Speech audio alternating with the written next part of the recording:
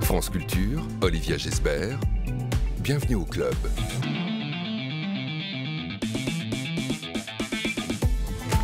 Bonjour à tous. Un club autour de la force des imaginaires aujourd'hui, avec dans l'entretien jusqu'à midi et demi le romancier Anthony Doerr, lauréat du Grand Prix de littérature américaine pour son roman La Cité des nuages et des oiseaux, une odyssée et une ode à la littérature publiée chez Albin Michel. 12h50, rendez-vous pour notre club de lecture autour des arts dans la préhistoire et avec 2 livres des cavernes, ceux de nos invités, le paléoanthropologue Pascal Pic et la nouvelle directrice du Musée de l'Homme Aurélie Clément Ruiz. Et vous, quel livre vous a fait découvrir, voire aimer la préhistoire? Continuez à nous envoyer vos recommandations. Sébastien Thème les attend. #BookClubCulture.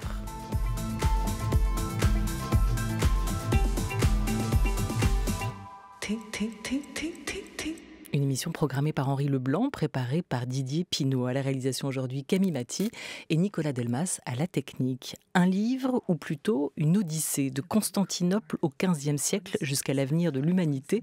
À bord d'un vaisseau spatial, Anthony Doerr nous fait voyager dans le temps et dans l'espace et entre les lignes aussi dans son nouveau roman La Cité des nuages et des oiseaux, paru chez Albin Michel, tout juste Grand Prix de littérature américaine. Bonjour Anthony Doerr. Bonjour, bonjour, bienvenue à vous. Et bonjour à votre voix française, Marguerite Capelle. Bonjour. Prix Pulitzer en 2015 pour toute la lumière que nous pouvons voir, Anthony Doerr. Vous revenez aujourd'hui avec ce livre, traduit par Marina Borasso. C'est une odyssée universelle.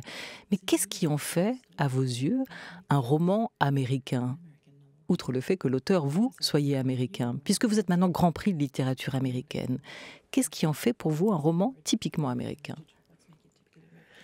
I think of it actually as a world novel. En fait, je le vois comme un roman mondial. It's, ranges from Idaho, where I live. Il va de l'Idaho, là où je vis aux États-Unis, à Constantinople, au XVe siècle.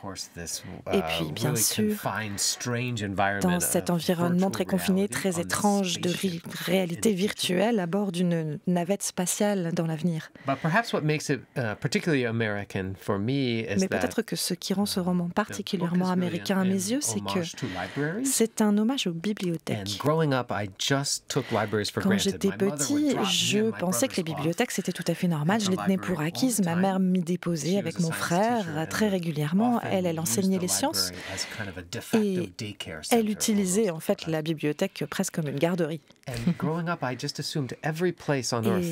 grandissant, je croyais que tous les enfants du monde avaient accès à ces endroits magiques où les livres étaient gratuits et où on pouvait se réchauffer l'hiver et il y avait la climatisation l'été et des livres. Et c'est seulement en devenant adulte que j'ai compris à quel point c'était un privilège immense de grandir dans une région du monde où on peut avoir accès à toutes les autres cultures gratuitement et à ramener ces cultures à la maison, ramener un livre à la maison, renverser du lait dessus par accident, faire attention à ses biens communs, apprendre à faire attention. Donc ce qui est américain, c'est peut-être cette tension entre cette bibliothèque rurale de l'Idaho qui était si importante pour les enfants. Parce que les bibliothèques aujourd'hui aux États-Unis sont attaquées alors qu'elles sont extrêmement importantes. Elles permettent d'avoir accès à Internet, on en a besoin pour trouver un travail, on en a besoin pour prendre un café, se réchauffer quand il fait froid dehors ou aller aux toilettes. Et en même temps, les bibliothécaires sont attaqués en permanence parce qu'ils offrent des livres magnifiques aux gens et que parfois ces livres eux-mêmes sont critiqués. Donc c'est un moment où il faut absolument rendre hommage et rappeler le pouvoir, la puissance des bibliothèques aux États-Unis. Oui, les bibliothèques ont toujours été attaquées en même temps, parfois même brûlées, d'Alexandrie aux États-Unis aujourd'hui.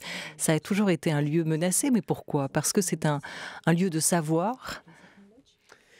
Oui, bien sûr. Il y a toujours des décisions culturelles qui sont prises sur les récits qu'on a le droit de raconter et celles qu'on a le droit d'archiver, de protéger. À travers les époques, un tiers du roman se passe à Constantinople, à l'intérieur des murailles de la ville. Ces murailles ont résisté pendant 1200 ans. 1100 ans. Et ont résisté à 23 sièges. Ce qui a permis une continuité culturelle à travers les livres depuis la Grèce antique, la Rome antique, jusqu'à aujourd'hui. Parce que les bibliothèques impériales, les bibliothèques aussi des monastères et les bibliothèques privées ont survécu à l'intérieur des murailles de Constantinople pendant toute cette période. Ces bibliothécaires, c'est grâce à eux que nous avons 75% des textes grecs. Ce sont eux qui les ont transmis. Donc ce n'est pas seulement des forces culturelles qui attaquent la culture humaine ou les récits, l'histoire des humains. Ce sont aussi les incendies, la moisissure, les inondations. Et bien sûr, il y a ensuite les tyrans, les fanatiques. Donc j'avais envie de réfléchir à cette question de notre rôle de gardien de la planète, des espèces avec lesquelles on partage la planète, et aussi des gardiens que sont les bibliothécaires qui protègent ces histoires et cette culture. Je pense qu'au fond, la meilleure manière de se rendre heureux, c'est de se déplacer du centre de sa propre vie. Et je pense que ce rôle de gardien que nous pouvons avoir, c'est une façon de se donner un but dans la vie en se disant qu'on peut réfléchir à ce qui restera après qu'on ne soit plus là. Et pour moi, les bibliothécaires sont vraiment le meilleur exemple de ce rôle. Voilà, ça fait plusieurs fois que vous employez, Anthony Doerr, ce mot de garder ou de gardien. Les bibliothèques vous gardaient quand vous étiez petit, votre mère vous déposait là, comme dans une garderie. Et aujourd'hui, vous louez et vous dédiez d'ailleurs ce roman à tous les bibliothécaires passés, présents et à venir, qui sont comme des gardiens de la mémoire, hein, nous dites-vous à l'instant. Alors, on retrouve tout au long du livre plusieurs bibliothèques, des rêves aussi de créer des bibliothèques comme du côté d'Anna. Et dans le vaisseau de Constance, il y a aussi une bibliothèque avec une bibliothécaire en chef, c'est Mrs. Flowers, telle que vous l'avez imaginée, qui dit que chacun des livres est un portail, une ouverture qui te donne accès à un autre lieu, à une autre époque. Les livres, c'est ça, ce sont des mondes ouverts, des fenêtres vers l'extérieur. Absolument. Pour moi, les livres, en particulier quand j'étais petit, on n'avait pas beaucoup d'argent. J'étais au fin fond de l'Ohio et avoir ces portails qui me permettaient d'avoir accès à l'esprit d'autres personnes, à d'autres époques, à d'autres endroits, ça m'a permis de multiplier mes expériences sur cette terre. Pour moi, chacun des 5 protagonistes du roman sont tous enfermés dans des murs qui sont à la fois symboliques et littéraux. Et à l'intérieur de ces murailles de Constantinople, par exemple, ce sont des murs physiques. Homère, lui, il est à l'extérieur pendant le siège de 1453. Mais ensuite, dans l'époque actuelle, j'ai ces enfants qui sont enfermés dans les murs d'une bibliothèque. Ils sont cernés par la police. Et puis il y a ce traducteur plus âgé, Zeno, qui est un vétéran de la guerre de Corée, qui est enfermé avec eux, piégé aussi, et qui est aussi pris au piège de sa propre sexualité, enfermé dedans depuis longtemps dans sa vie. Et puis à l'avenir, dans le futur, il y a donc Constance qui est aussi piégée, prise entre les murs de ce vaisseau spatial, et elle n'a que cette bibliothèque virtuelle pour s'échapper.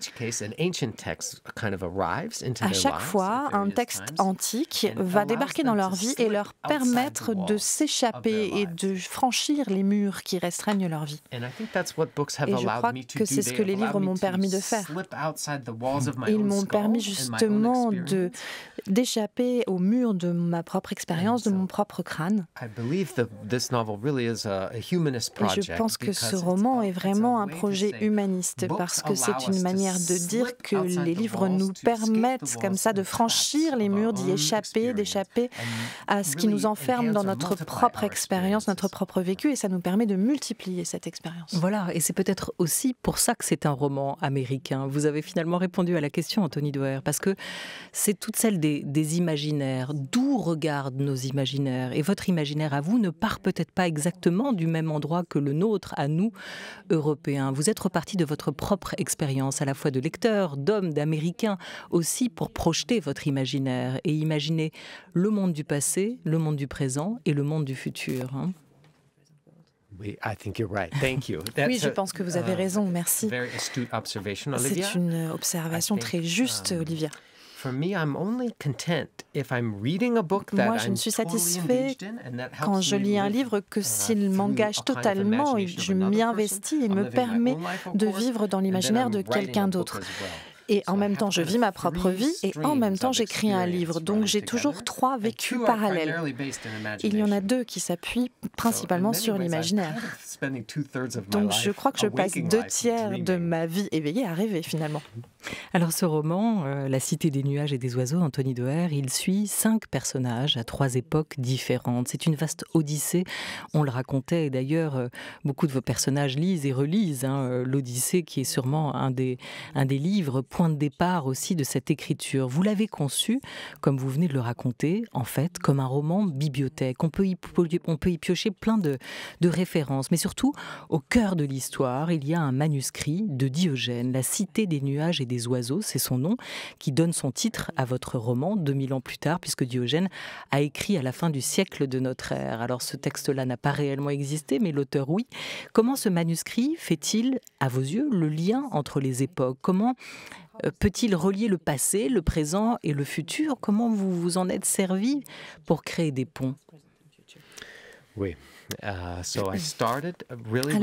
j'ai commencé, il faut que je remonte d'abord dans le temps et que je parle de mon livre précédent, Toute la lumière que nous ne pouvons voir, qui se passe dans la ville de Saint-Malo. Saint-Malo, comme beaucoup d'auditeurs le savent certainement, était une petite portion de ce projet complètement fou d'Hitler qui était de construire le mur de l'Atlantique, 3200 km depuis la Norvège jusqu'à l'Espagne, en passant évidemment par la côte française.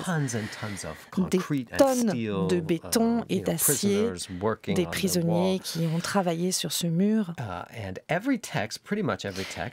Et chaque texte que je lisais sur l'histoire du mur de l'Atlantique évoquait les murs de Constantinople comme le premier exemple de mur défensif, de muraille dans l'histoire humaine, comme le plus grand exemple de ces murs. Je ne savais pas grand-chose là-dessus. On n'avait pas vraiment étudié le siège de Constantinople à l'école. Et j'aime bien utiliser mon travail comme une façon de corriger toutes les milliers de choses sur lesquelles je suis ignorant. Je mourrais bien sûr ignorant sur un tas de choses, mais j'aime que mon travail me permette de suivre ces moments, ces bouffées de curiosité qui arrivent dans ma vie. Et donc j'ai lu énormément de choses sur les murailles de Constantinople. Et en même temps, on avait un candidat à la présidentielle américaine qui faisait le tour du pays en disant qu'on allait construire un mur. Donc j'ai commencé à me poser la question de ce lien entre les humains et les murs et cette idée de la propriété privée, de l'accumulation de richesses derrière un mur. Même le patriarcat, l'idée que les hommes veuillent transmettre l'héritage à leurs fils, tout ça, c'était aussi lié au mur. Et j'ai écrit pendant 2 mois, je travaillais simplement l'histoire d'Anna, donc qui était à l'intérieur de ces murailles de Constantinople, et puis de ce garçon qui lui se trouvait à l'extérieur, parce qu'au XVe siècle, il y a eu des nouvelles technologies adoptées en Europe qui venaient de Chine. Cette nouvelle technologie, c'était la poudre. Et pour la première fois, ces murs qui avaient résisté si longtemps devenaient obsolètes. En même temps, il y avait aussi de nouveaux outils de navigation adoptés par les Européens. Donc d'un seul coup, il y a cet échange d'espèces, la découverte de l'Amérique, et cet échange d'humains, de cultures, et en même temps, il y a aussi l'avènement de l'imprimerie. Donc c'est vraiment un moment où beaucoup de technologies apparaissent au XVe siècle qui me semble ressembler à ce qui se passe aujourd'hui, la manière dont les technologies perturbent notre monde. Mais c'est seulement quand j'ai compris comment les murailles de Constantinople avaient permis la protection des livres à l'intérieur de la ville et comment le fait que la poudre ait fait sauter ces murs a permis à ces livres de se répandre dans le monde intellectuel européen, français, italien, italien, ce qui a permis ensuite la Renaissance. C'est seulement quand j'ai compris ça que je me suis dit que j'allais montrer que ce texte, désolé pour ma longue réponse, j'allais montrer un livre et la manière dont un livre pouvait, par ricochet, influencer les différentes époques de l'histoire à travers les vies des personnages. Et j'ai choisi d'inventer ce livre d'un auteur, donc Antoine Diogène, dont tous les livres ont été perdus parce que je n'arrêtais pas de voir que mes fils adoptaient beaucoup les récits de dystopie. En fait, tous les livres qu'ils lisaient, les films qui les intéressaient en tant qu'adolescents étaient des dystopies. Et donc, en lisant Les oiseaux d'Aristophane, la pièce d'Aristophane qui est peut-être une des premières utopies occidentales, et puis de me rappeler donc de ce moment où Ulysse visite un lieu qui est une sorte de première vision de l'utopie, où ils construisent des bateaux incroyables, ils maîtrisent le temps. Je me suis demandé si ce qu'était vraiment l'utopie et pourquoi est-ce qu'on poussait les jeunes à... Pourquoi on ne proposait pas autant d'utopie aux jeunes qu'on ne leur propose aujourd'hui de dystopie. Oui, qu'est-ce qu'une utopie, qu'est-ce qu'une dystopie et qu'est-ce qu'un mythe? Parce que si vos fils sont nourris aux dystopies, on voit bien et on sent bien que vous, Anthony Doerr, vous êtes d'un âge où vous avez été biberonné à la mythologie grecque, en tout cas que vous y avez trouvé dans cette mythologie un refuge. Et lors du siège de Constantinople, si on revient à cette époque-là, on fait notamment la connaissance d'Anna, qui est une grande lectrice, et vous ouvrez avec elle une réflexion sur le mythe. Que permettent-ils les mythes? Quel rapprochement? Est-ce qu'ils nous permettent d'être mieux sur Terre ou au contraire, en se dirigeant vers le sommet, d'approcher une part de divin qui est essentielle dans nos vies? Oui. Anna she works in an embroidery house. Anna travaille dans une maison de couturière. Peut-être que les Français connaissent les broderies byzantines. Les quelques exemples qui en restent sont évidemment magnifiques. Mais quand j'ai commencé à essayer d'imaginer la vie de ces femmes qui faisaient ces tapisseries sans évidemment lumière électrique, elles commençaient à travailler au moment où elles pouvaient faire la différence entre un fil blanc et un fil noir. Et elles travaillaient tous les jours jusqu'à ce que leurs yeux les lâchent et jusqu'à ce que leur dos les lâche. Et j'essayais d'imaginer ce que ça pouvait être quand c'est votre seule existence possible. Et j'avais le sentiment que c'était des conditions de vie qui me sembleraient tellement difficiles que j'aurais besoin d'histoire pour m'échapper par la fenêtre de cet atelier de couture, de broderie. C'est ce qu'Anna recherche. Il y a eu des périodes dans l'histoire de Constantinople et de l'Empire byzantin où on encourageait l'éducation des femmes, mais pas à ce moment-là qui correspond au crépuscule de l'Empire. Et donc cette jeune fille va essayer de s'éduquer toute seule avec l'aide d'un tuteur qu'elle va rencontrer. Et le seul texte auquel elle a accès, c'est l'Odyssée, donc ce mythe grec.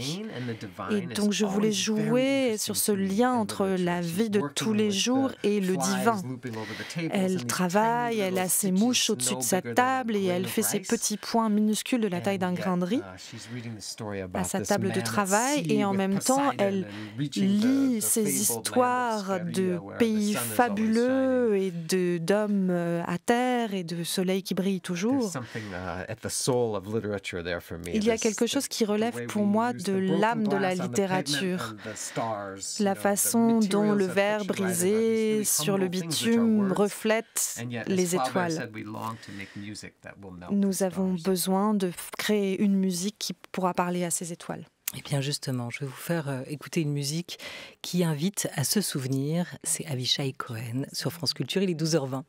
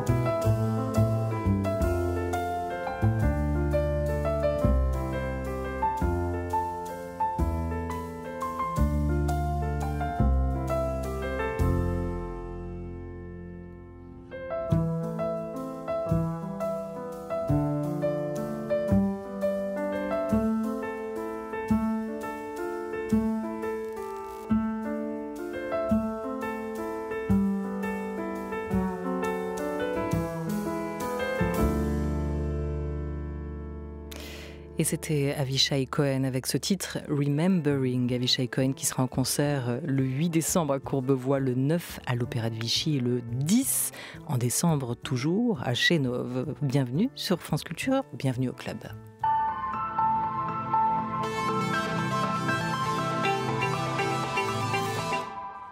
Les livres sont un refuge, nous dites-vous, Anthony Doerr. Ce sont aussi des reposoirs, des lieux de repos. Un texte, un livre est un lieu de repos pour les souvenirs de ceux qui ont vécu avant nous, un moyen de préserver la mémoire après que l'âme a poursuivi son voyage, écrivez-vous.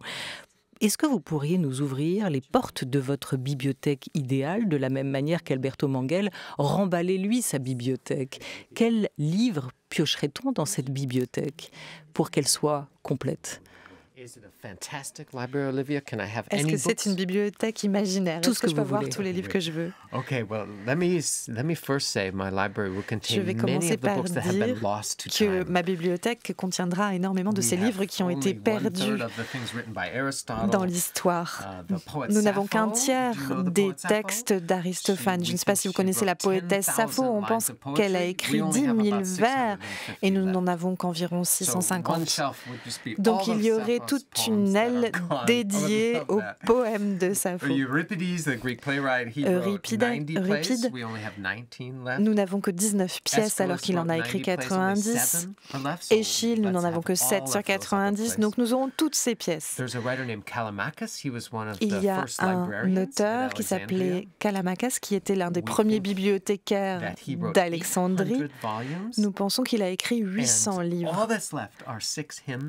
Et tout ce qu'il en reste, ce sont des fragments et 6 copies. Donc nous ramènerions cet auteur dans les étagères de notre bibliothèque. Quant aux livres réels, je pense que ma bibliothèque d'île déserte contiendrait bien sûr Moby Dick. C'est un livre auquel je peux toujours revenir. Je viens de découvrir Annie Ernaux grâce au prix Nobel. Donc je pense que j'aurai ces livres. Tout le monde me dit « mais tu ne l'as jamais lu ». Il y a un livre que je suis en train de lire, que j'y mettrai, je pense, qui s'appelle en anglais Evergreen, par 2 auteurs, par Thomas Lovejoy, qui est maintenant décédé, et John Reed, qui est son co-auteur. Alors que nous cherchons en permanence des solutions technologiques aux problèmes du climat, c'est un livre qui étudie les 5 grandes mégaforêts qui restent sur notre planète et nous montre que c'est la seule technologie dont nous avons besoin pour résoudre le problème, qu'il nous faut les protéger parce qu'elles captent le dioxygène de l'atmosphère, elles protègent l'eau, elles protègent énormément d'espèces, elles produisent de l'oxygène, elles sont des puits à carbone. Les mégaforêts sont vraiment la solution.